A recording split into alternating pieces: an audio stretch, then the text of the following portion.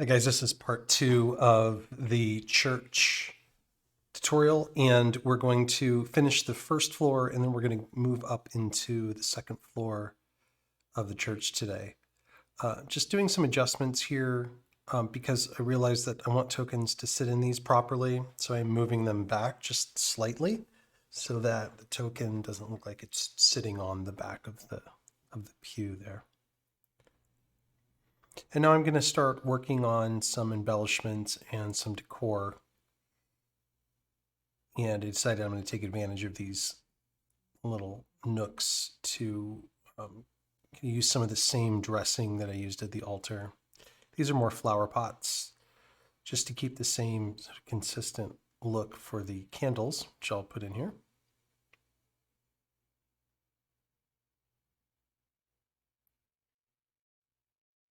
By the way, that last video was about 2 hours of actual work, so you saw it sped up. This one's about the same.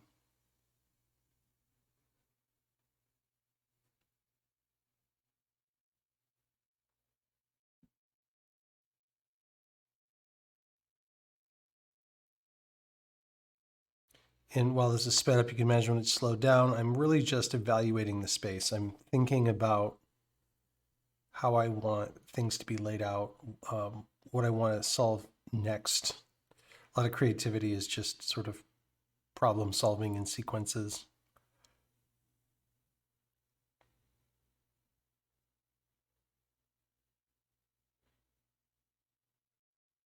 I really like these narrow windows, putting more of them together. I think when you put it into something like Foundry, it creates a cool effect.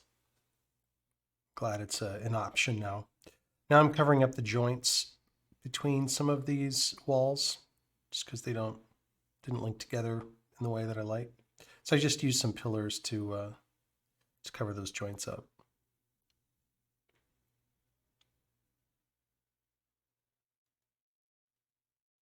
I've decided in this hallway I want to create some confessionals. As a DM, I like the idea of having confessionals. There's a lot sort of emotionally tied to those, good and bad for people. And there's something sort of mysterious, and I thought from a gameplay or story perspective, you could even do some funny or horrible things with it. And so I'm just designing them alongside here where it'll just be enough room for a single token to fit into each side. And then my plan is to have that be a one-way wall, so to speak, where the the priest will be able to see through their side, but then their you wouldn't see from the other side. Not that that's actually how confessionals work, but I just thought it'd be interesting. So here we've got some kneelers that I've just used some basic, I think I used a plank. I'm using more planks and stair pieces to put all of this together. And then there's a colorable runner, that brown runner that makes for the pad there. And even in a small space like this, I'm going to put shadows down. And I'm assuming that light is coming in through those windows and that it will illuminate, the dead center of these little confessionals, but they're still going to be relatively dark.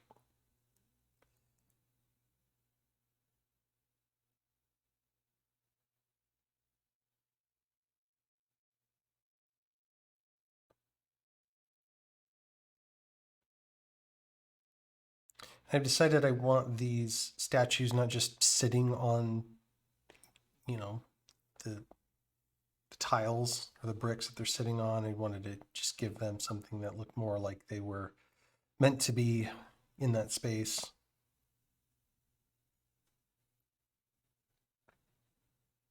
Notice I did extra heavy shading behind them because that's naturally where you'd have more shading. And then this is a step I usually do right about here. Now that I've got my basic layouts of my rooms, I want to get my other fixtures in place.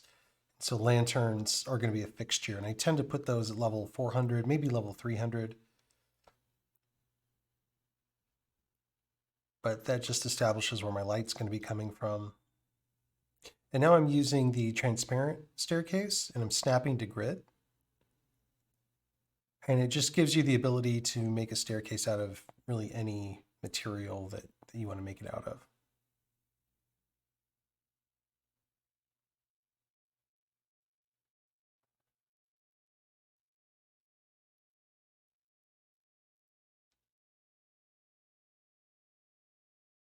And I realized I haven't finished my shadows on that side of the confessionals.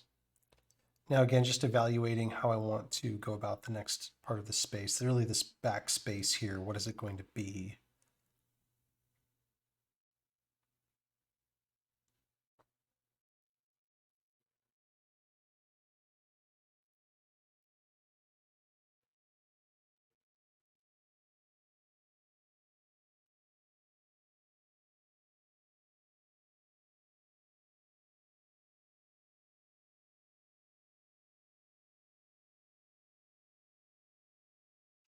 I don't know if you guys have noticed this, but with the new Dungeondraft, you can lay down a floor pattern and then you can resize it.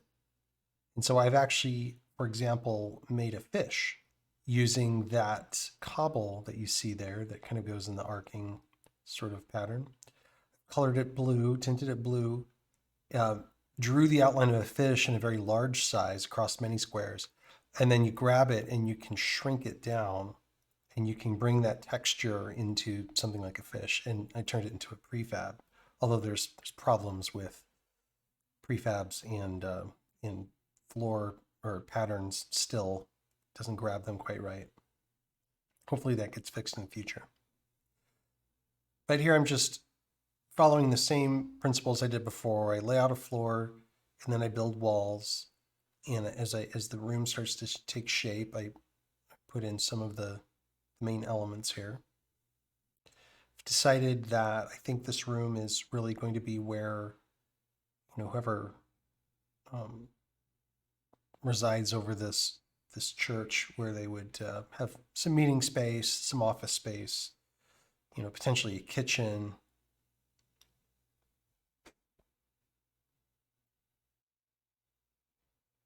I'm putting all of these furniture objects, all the chairs are going at level 100 because I can easily put shadows underneath them. The tables I put at level 200 in case I want to put a chair or a chest or something underneath them.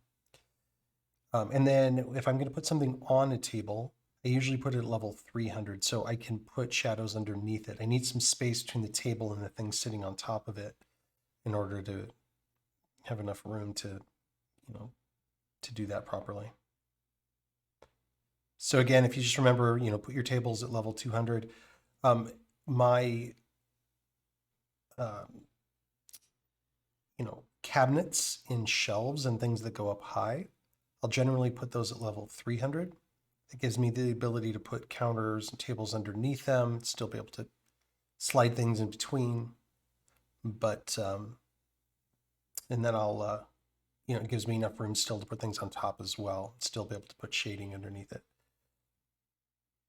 So that's, typically level 300, maybe 400 for shelves. I've really started using planks a lot to do tables and shelves and things like that. I find it's just a lot more flexible to create what you want. I don't always want the look of the Forgotten Adventures tables. Here I'm doing the same method I did before. I have my scatter tool on. I'm alternating. You can pick multiple colors at the same time and it'll randomly alternate. I'm also alternating sizes. And that creates this varied look of candles that you see here. That's also how I created the candles earlier. And there I am using the spot tool, which is an actual object, it's not a light, it comes with AOA's pack, to actually light a couple of those candles without having to use the light tool. The light tool casts light across multiple things, and it just gives you more control. I do like to put stone in non-flammable substances under my stoves. A lot of people miss that. But, when you're just thinking about logic and how these things look to your players, you might want to consider keeping too many flammable objects away. Obviously, I'm violating that with some of those cabinets sitting above it, but I've only got so much space here. And now I'm just really focused on putting that, those drop shadows where I want them.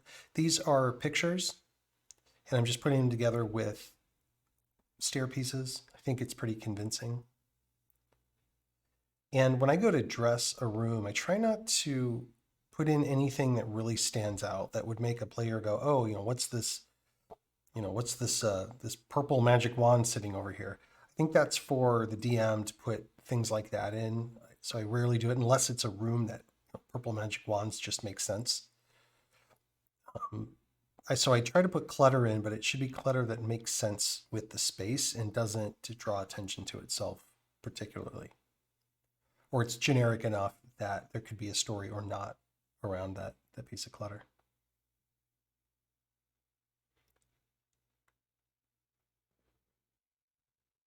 Decided to ornament the altar area just a little bit more. Again, just trying to break it up, make it more interesting. And I realized that I did not set my custom hex codes for some of these pieces, so I'm just going back and doing that. Like I said in the last video, I want to be able to recolor this church very, very easily, and I can do that by changing the JSON file that makes this map what it is. You can do a really quick find and replace and take this light church and turn it into a very ominous church, a very dark church. I could turn it into a bright green church if I wanted to. And by creating a custom hex code that right now doesn't look visually different, when I go to change it later, it'll make it really easy so that like all of the things just take on this new color motif.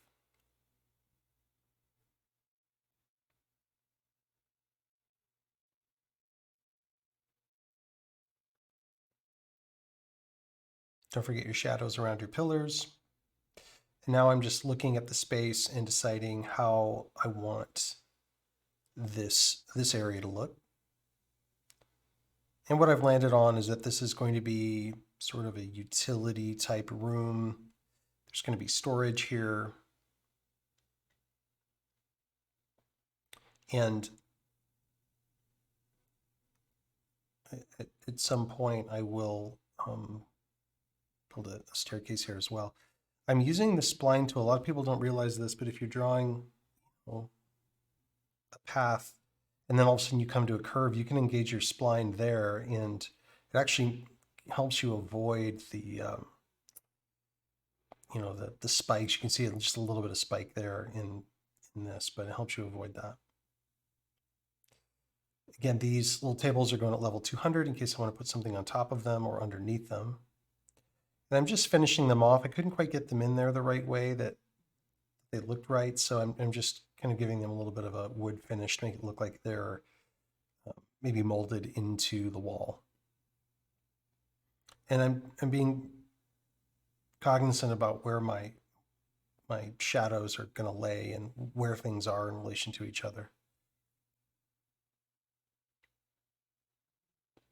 And I'm just using some pickaxes to basically create hooks. Those are just retaining walls that come with the mining set that I think just make a nice kind of unfinished piece of wood, semi-finished. And I'm just telling a story about, this being more of a utility room. I will eventually build a staircase here. And now I'm going to work on lighting. You can see I prefer to use very small, semi-intense light to light candles and then the areas around them and the areas that would catch light from them.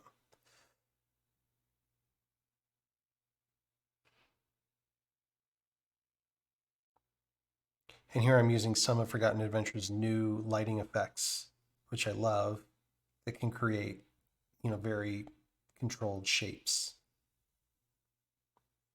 And this is me just really experimenting with those. This is the first time I've used them. And now I'm lighting kind of these main areas. Why this is good is if you actually bring the ambient light down, it'll still be more lit up. When you move it into something like Foundry and you lower your ambient light, it just makes sure that everything's, continues to have some of that lighting in the places you want it. And now I'm making sure that my staircases are properly shaded. In this case, I think that the light would fall on the floor of the staircase and then progressively get darker as you sort of go up into it. And then I don't like how the wall just ends. I don't like that kind of square ending. So I'm just creating the illusion of a thicker wall there. And I'm just using a tile pattern shape at level 700. That's the same color as that wall, giving it that same hex code. And I'm just blending in with shadows. So now it looks like it was really built that way. I like the idea of building some shadows and making these rooms a little bit more, I don't know, mysterious and old.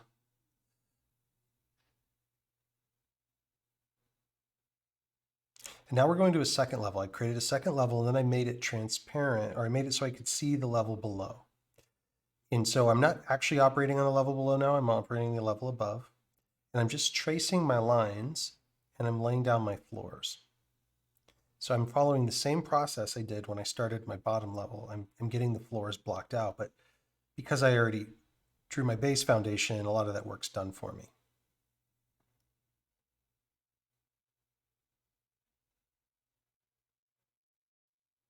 And I already know I think I want to keep this theme that I started downstairs. But you'll see me kind of work and rework this space here a little bit.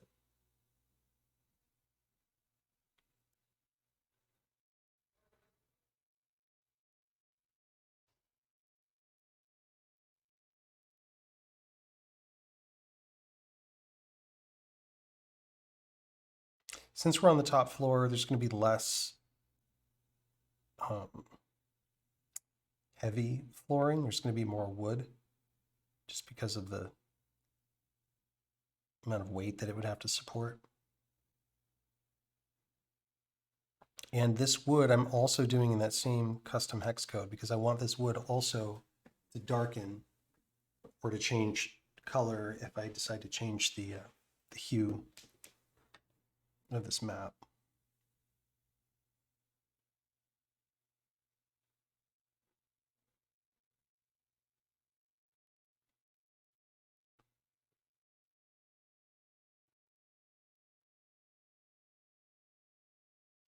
You see me start and stop the wall. Instead of making one big wall, I'm putting it in segments because I may want to make changes later. I don't want to delete my whole wall. I'll have windows and other things into these walls, and I don't want to have to redo the entire outside perimeter of this to make a change. I'm using a thinner wall on the inside, that same hex.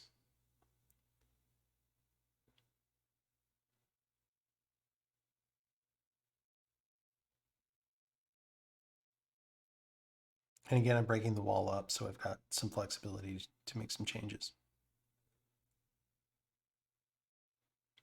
One trick is, or one thing you should know, it's kind of a bug. If you make a wall and then you change that wall by editing the points, it will cause instability in the wall where very often if you try to place then a door or a window in that wall, it'll go all crazy on you.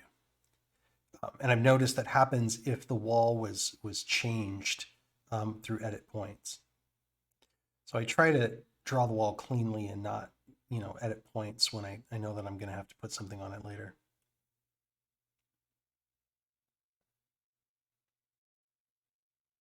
You can see I'm changing my approach to these. I've decided that the hallways are not going to have hallways above them. I want the top of the map to be its own sort of second level, and then the bottom sort of towers there to be their own level.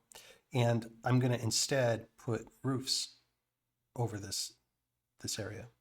The problem with Dungeondraft is that you can't put roofs on different levels. You have to put them at level 900. And by the way, I'm using the Forgotten Adventures roof, their artwork in the new Dungeondraft roofs tool, which I just love both of them together. But it's clear that I'm not going to be able to put a roof on this level in the way that I want. So you're going to see me create a whole other level just for that roof. And I'm going to plan on exporting 2 levels together so that the roof is underneath this level and not on top of it like you just saw. So we're going to wait on that roof until I get to that level. And in the meantime, I'm just, I'm imagining that this sanctuary area is going to go up perpetuity, or it's going to go up to the very roof of the second level. And so we're looking down into it, and I want to keep it open. So it's going to stay transparent on this level. Now I need some stained glass, but there isn't really good options. So I'm using a rug, which I think has a decent stained glass pattern, and I'm, giving it this blue color. And I'm writing down that hex code of that blue color, by the way, because maybe I want to make those orange with another motif. And then I'm just placing them around the way that I think they would look if they were windows. And I'm just making my own custom stained glass windows. And I could actually make a prefab. I think I might have even made these into a prefab when I was done. In case I want to use stained glass windows later, I've just got this design made now, and I can use it again. Remember that windows usually have a sill on the outside for like directing rain away. So I'm just creating some sills.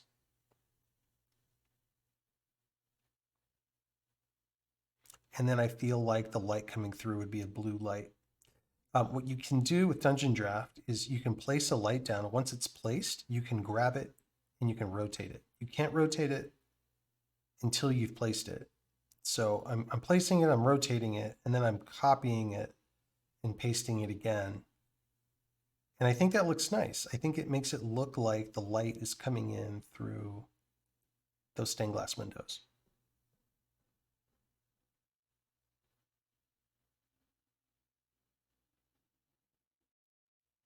And now I've decided I'm going to try. I'm still on the second level. I'm looking through to the first level, and I want to see what kind of rooms I'm going to build up here up top, and how I want this area down here to go.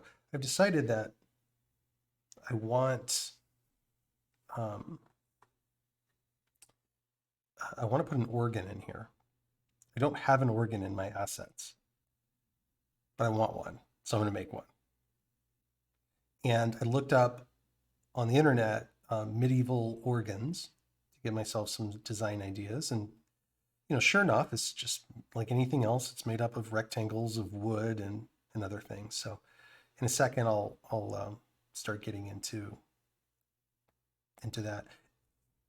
Here's where I added yet another level. And so we're looking through,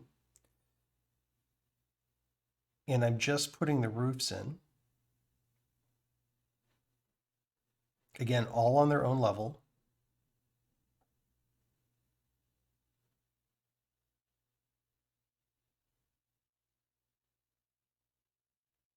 You want to make sure when you're doing your roofs that you use matching roofs. This one has the ash beams going through it, and so I did the same thing there.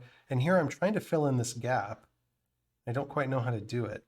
You can't make odd-shaped roofs yet in Dungeondraft. And so Forgotten Adventures took away the roof objects because I'm sure they didn't think they needed them anymore. But now I'm having to fill in roofs with other roofs underneath.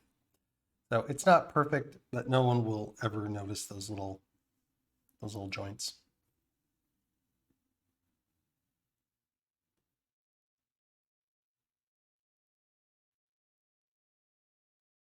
I'm also notating here. Oh, notice I want to make sure that the shadows are all configured in the right way. I want to make sure it makes sense if the sun is coming from the top left.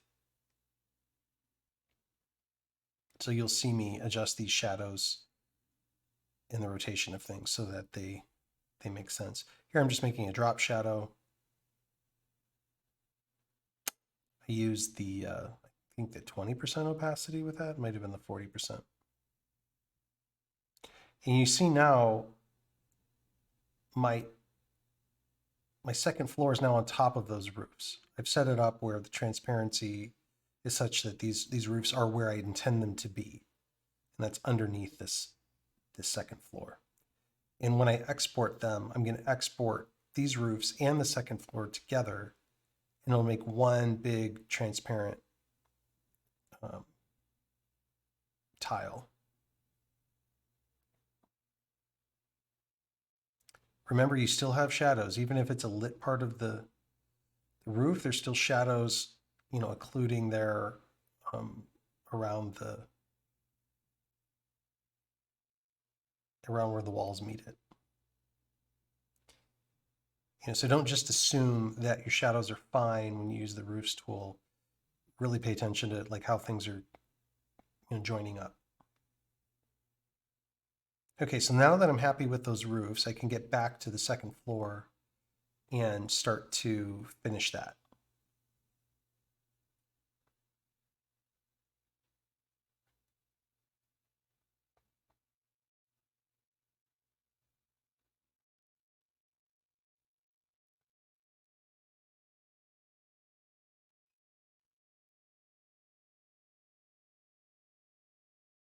And here's where I decide that I really want to make a basement to this. I don't know if I'll do the basement for this tutorial, but I'm going to create the staircase for it. I think basements are just a great place to add drama and plot devices. In this case, I don't want to use the stairs. I want the basement stairs to really match the rest of the motif, so I'm going to make my own stairs. I'm just playing around with where these stairs are going to sit in terms of what level they're going to sit on.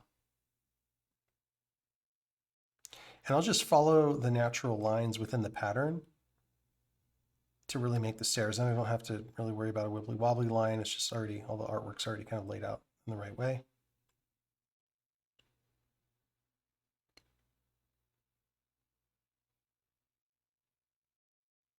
And I'm doing the grow and shrink depending on what direction I'm going in.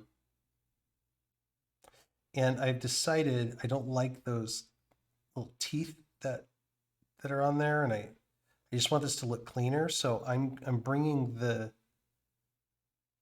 this pattern up above everything else, and so it's going to give me a clean line, and it's going to mask those teeth marks that get created from that path when you grow and shrink. Now I'll get my wibbly wobbly line out, and I'll use that to finish the edge.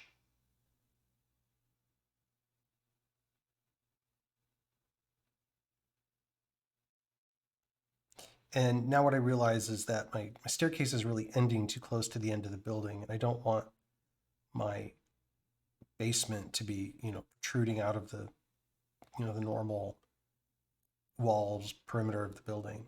So I'm shortening it, and I'm going to, just kind of darken it and imply that that staircase is just going down and will end in the proper spot.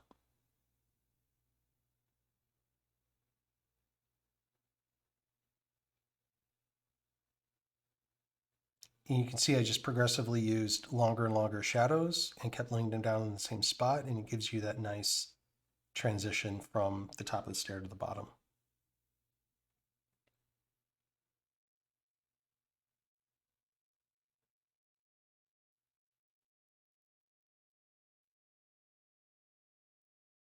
I'm going to do the same thing with the stair that I did down below.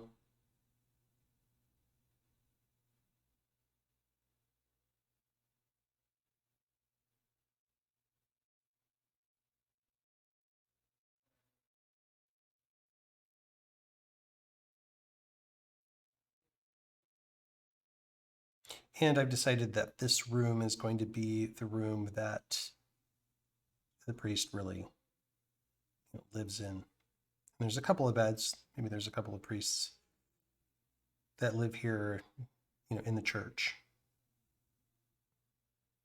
I've decided to go for just simple colors for this. Again, level 200 for that table because I'm going to put things above and below it.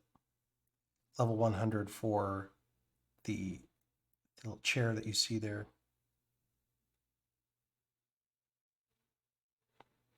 I often put storage.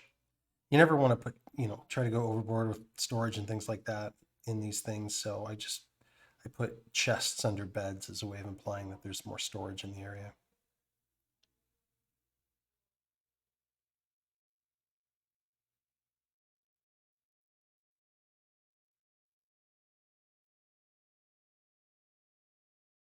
One thing I didn't add that I usually always add, but just for space I didn't, is the bathroom. I know I know my players will notice it, but if they ever call it out, I say, look, this is a church. They've got an outhouse. They've got somewhere else that they go. But I just couldn't really find a spot that I wanted to, remove the space. Notice how I lit up the walls and even the chair around that little nook. I just decided where the light would fall, and then I lit up the walls around it.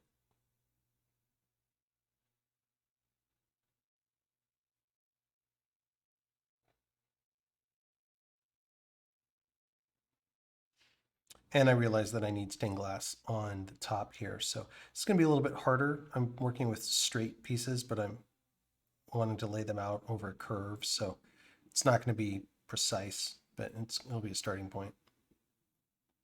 And really nobody will notice when it's all done.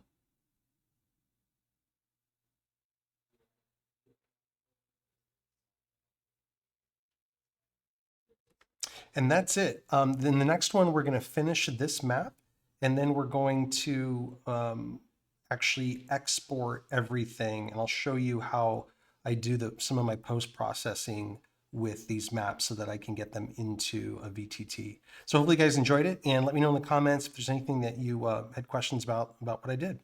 Thanks so much, and have fun making your maps.